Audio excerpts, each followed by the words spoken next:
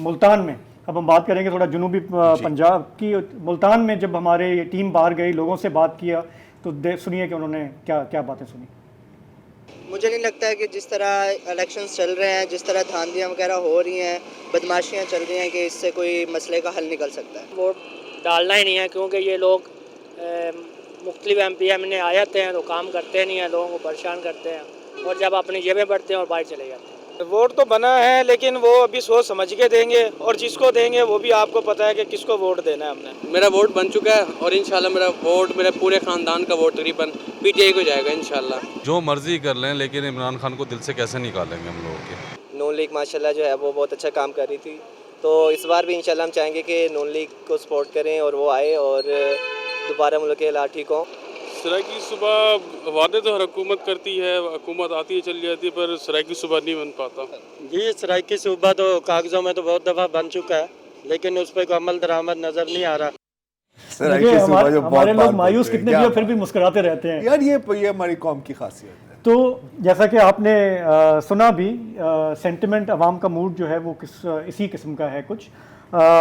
थोड़ा सा हम इसको और समझ लेते हैं। हमें ज्वाइन कर रहे हैं मुल्तान से शाकिर हुसैन। शाकिर साहब शायर हैं, अदीब हैं, कॉलम निगार हैं, वहाँ की सियासत पे उनकी नज़र है। शाकिर साहब, थोड़ा सा ज़ाहिर है कि वाइडर बात करेंगे बहावलपुर की भी, डेरा गाजी खान की भी, लेकिन पहले अगर मुल्तान का थोड़ा अहवाल बताएं कि वहाँ पे ज़ाहिर है PTI पीपल्स पार्टी भी है, वहाँ पे नून लीग भी है। इस वक्त क्या नक्शा नज़र आ रहा है मुल्तान शहर का? अच्छा, ऐसा है कि पीपल्स पार्टी ने, ये पहला इलेक्शन है, बड़े अरसे बाद यहाँ पर पीपल्स पार्टी को शहर में उम्मीदवार मिल गए हैं, और उम्मीदवार भी वो मिला है NA 150 में कि जो 1985 से नून लीग के साथ था ये खानदान।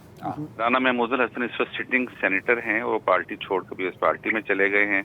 उनको पार्टी ने टिकट नहीं दिया, और पार्टी ने यहाँ पर नून लीग ने एक ऐसे उम्मीदवार को टिकट दिया जो 2 मरतबा PTI के से MPA बने। उनके ऊपर शाह महमूद हुआ करते थे।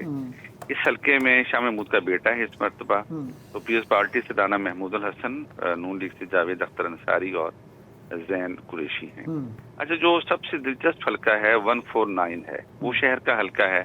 इसमें नून लीग ने अपने पुराने उम्मीदवार तारिक रशीद को MPA का टिकट दिया, और यहाँ पर उन्होंने अपना उम्मीदवार खड़ा नहीं किया, और यहाँ पर जहांगीर तरीन की हमायत कर रहे हैं। यहाँ पर पीपल्स पार्टी ने रिजवान हास, इनको एक कारकुन हैं, यूसी नाज़िम है, उनको टिकट दिया, और आमिर डोगर जो हैं वो PTI की तरफ से इंतखाबात में हिस्सा ले रहे हैं। और मजे की बात यह है कि यहाँ पर रफीक रिजवाना का बेटा पिछले इलेक्शन में लड़ा था, नून लीग ने उसको भी ड्रॉप किया और शाहिद महमूद खान को सूबाई असेंबली में खड़ा कर दिया।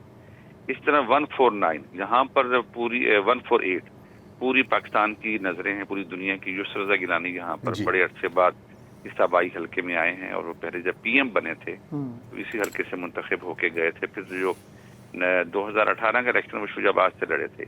यहाँ पर अहमद हुसैन डेहड़ पिछले इलेक्शन में PTI के MNA थे।